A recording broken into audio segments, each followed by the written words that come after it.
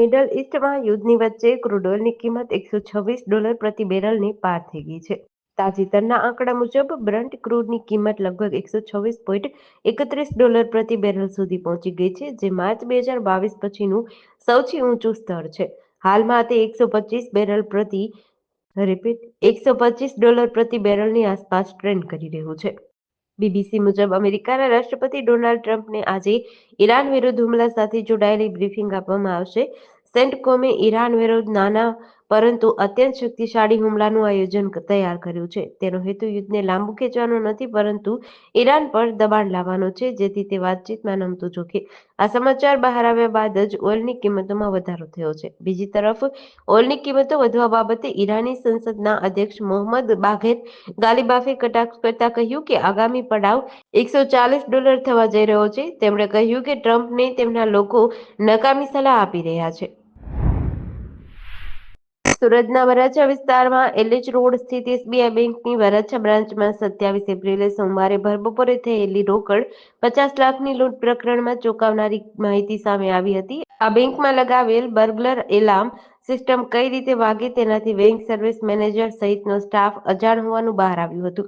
લૂંટ સમયે service manager સહિત 2 લોકોએ લૂંટારાઓની નજર ચૂકવી 3 વાર બર્ગલર એલાર્મ દબાવ્યો, પરંતુ વાગ્યો ન હતો. આ તકનો લાભ લઈ લૂંટારાઓ રોકડ રૂપિયા તેમજ મોબાઈલ ફોનની લૂંટ કરી ભાગવામાં સફળ રહ્યા છે. આરોપીઓ સીસીટીવી નજર બહાર એવી જગ્યાએથી ભાગી છૂટ્યા કે પોલીસ તેમનું પગેરું પણ મેળવી શકી નથી. લૂંટારાઓને શોધવા પોલીસ 3 દિવસથી હવાતિયા મારી રહી છે. મળતી માહિતી પ્રમાણે વરાછા વિસ્તારમાં એલએચ રોડ સ્થિત એસબીઆઈ બેંકની વરાછા બ્રાન્ચમાં 27 એપ્રિલે સોમવારે બપોરે 6 થી વધુ લૂંટારુઓ 3 બાઇક પર આવીને બેંકની અંદર ઘૂસ્યા હતા. આ દરમિયાન લૂંટારુઓએ પિસ્તોલના નાળચે બેંક સ્ટાફને અને ગ્રાહકોને ડરાવી ધમકાવી બંધક બનાવી કેશ કાઉન્ટરમાં રહેલ રોકડ 12 લાખ, સીએમએસના કર્મચારીઓ પાસેથી મળી રોકડ 50 લાખ અને કર્મચારીઓના મોબાઈલ ફોન લૂંટીને બાઇકો પર ફરાર થઈ ગયા હતા. ગાંધીનગરમાં રહેતા એક ધનાઢ્ય પરિવારની 19 વર્ષીય દીકરીએ અમદાવાદમાં રહેતી તેની 25 વર્ષીય લેસ્બિયન મિત્ર સાથે સંસાર માંડવા 3 વાર ગૃહત્યાગ કર્યાનો કિસ્સો પ્રકાશમાં આવ્યો છે. ગાંધીનગરના સુખી સંપન્ન પરિવારની ઉચ્ચ અભ્યાસ કરતી 19 વર્ષીય યુવતી સોશિયલ મીડિયાના માધ્યમથી અમદાવાદની એક 25 વર્ષીય યુવતી સાથે સંપર્કમાં આવી હતી. છેલ્લા 7 મહિનાના સંપર્કો દરમિયાન બંને યુવતીઓ વચ્ચે ધીમે ધીમે આકર્ષણ ઉદ્ભવ્યું હતું, જેના પગલે બંને એકબીજાના ગાઢ પ્રેમમાં પડી હતી. આ સિલસિલો શરૂઆતના તબક્કે સોશિયલ મીડિયા માધ્યમ પૂરતો જ સીમિત હતો, પરંતુ 18 વર્ષ પૂર્ણ કરી પુખ્ત વયની ઉંમરે પહેલું પગથિયું મૂકનાર 19 વર્ષીય યુવતી સજાતીય આકર્ષણમાં એટલી આગળ વધી ગઈ હતી કે તે પોતાના ભવિષ્ય અને પરિવારની પણ પરવા નહોતી કરી. સોશિયલ મીડિયાના માધ્યમથી થયેલો સંપર્ક ગાઢ પ્રેમમાં પરિણમી ગયો અને બંને વચ્ચે લેસ્બિયન સંબંધો શરૂ થઈ ગયા હતા. ગાંધીનગરમાં પ્રોહિબિશનની કડક અમલ વચ્ચે ડભોડા પોલીસે બાતમીના આધારે હિંમતનગરથી અમદાવાદ તરફ જઈ રહેલી એક ઇકો ગાડીને વલાદ બ્રિજ નજીક આંતરી લઈ વિદેશી દારૂ બિયરના જથ્થા સહિત કુલ રૂપિયા 1,22,000ના મુદ્દામાલ સાથે કુબેરનગરના બુટલેગરને ઝડપી લીધો હતો. પોલીસે ગાડીના પાછળના ભાગે તપાસ કરી તો તેમાંથી અંદાજે 23,000ની કિંમતનું ભારતીય બનાવટના વિદેશી દારૂના 72 ક્વાર્ટર તેમજ 96 બિયરના ટીનનો જથ્થો મળી આવ્યો હતો, જેના પગલે પોલીસે દારૂના જથ્થા સહિત કુલ રૂપિયા 1,22,000ના મુદ્દામાલ સાથે બુટલેગરની ધરપકડ કરી વધુ તપાસ હાથ ધરી છે. રાજ્યના નાગરિકોને આજથી અસહ્ય ગરમીમાંથી રાહત મળશે. આજથી તાપમાનમાં 2 થી 3 ડિગ્રીનો ઘટાડો નોંધાશે. ભેજવાળા પવન ફૂંકાતા હોવાથી નાગરિકોને આકરો તાપ સહન કરવો પડશે. જોકે છેલ્લા 24 કલાકમાં તાપમાનમાં 1 થી 2 ડિગ્રીનો ઘટાડો નોંધાયો છે, તેમજ આગામી 7 દિવસ સુધી વાતાવરણ સૂકું રહેવાની શક્યતા છે. જોકે હજુ પણ 7 જેટલા શહેરમાં તાપમાન 40 ડિગ્રીને પાર પહોંચી ગયું છે. છેલ્લા એક અઠવાડિયાથી મોટાભાગના શહેરોમાં ગરમીનો પારો સતત વધી રહ્યો છે. મોટાભાગના શહેરોમાં તાપમાન 42 થી 44 ડિગ્રીએ પહોંચી ગયું છે.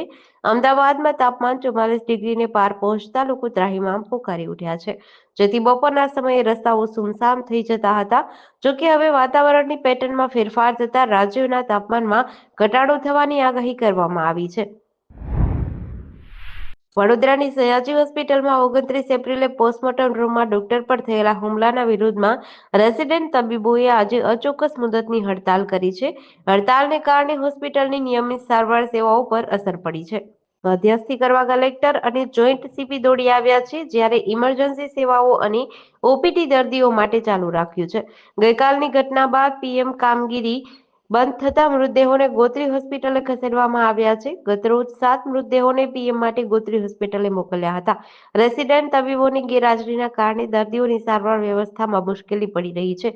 આ સમયે હોસ્પિટલના પ્રોફેસરો અને ટ્યુટર્સે સારવારની કામગીરી સંભાળી છે. રેસિડેન્ટ તબીબોએ સુરક્ષાની માંગણી કરતા હોસ્પિટલ કેમ્પસમાં સીસીટીવી કેમેરા અને કાયમી સિક્યોરિટી વ્યવસ્થા ગોઠવવાની માંગ કરી છે.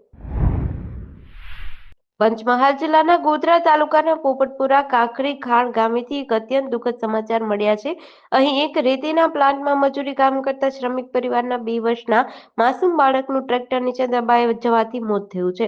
રમતમાં પાણી પીવા જઈ રહેલા બાળક પર કાળ બનીને ટ્રેક્ટર ફરી વળતા શ્રમિક પરિવારમાં માતમ છવાયો હતો. દાહોદ જિલ્લાના ગરબાડા તાલુકાનો એક શ્રમિક પરિવાર છેલ્લા 2 મહિનાથી પોપટપુરા કાંકરીખાણ ગામના રેતીના પ્લાન્ટમાં મજૂરી કામ કરતો હતો. આ કામ દરમિયાન તેમનો 2 વર્ષનો પુત્ર વિકાસ બારિયા પ્લાન્ટમાં રમતો હતો. રમતા રમતા બાળકને તરસ લાગતા તે પાણી પીવા જતો હતો. ત્યારે જ ત્યાં હાજર એક બકેટ ટ્રેક્ટરના ચાલકે અચાનક ટ્રેક્ટર રિવર્સમાં લીધું હતું.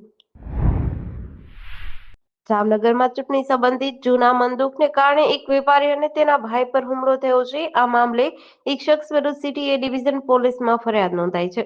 ફરિયાદી મયંકભાઈ દિનેશભાઈ ફલ્યા છે. આ ઘટના પવનચક્કી ઢાળિયા નીચે નવીનાથની વાડી પાસે બની હતી. ફરિયાદ મુજબ આરોપી રવિ ઉર્ફે રવિ ડોન મુકેશભાઈ મુંજાલ છે. ફરિયાદી અને આરોપી વચ્ચે ચૂંટણી બાબતે અગાઉથી બંદૂક ચાલતું હતું. બનાવના દિવસે આરોપીએ મયંકભાઈને જોઈને ઉશ્કેરાઈને ગાળો આપવાનું શરૂ કર્યું હતું.